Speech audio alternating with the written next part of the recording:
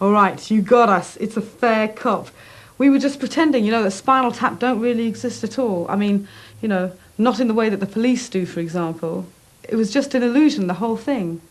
It was never real. But in fact, it's so accurate This Is Spinal Tap that Sting from the Police became completely obsessed with it, apparently.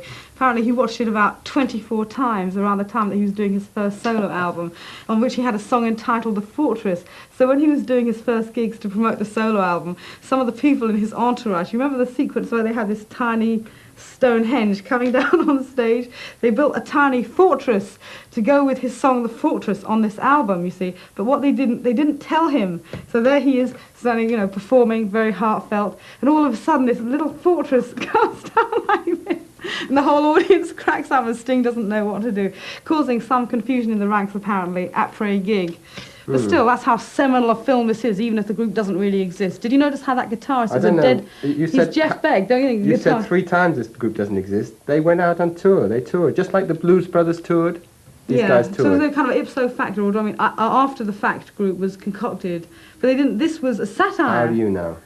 Well, I know these things. I know these things. That's why I'm here. When was the last time you saw Foghat? Foghat is out there touring the States. Of course Spinal Tap exists. Come on now. Well, I'll tell you one thing, that's for sure. Santa Claus does. What can you do with it? People wonder why I argue with this person. Listen, next week we shall be back with a late shift. We'll see you then.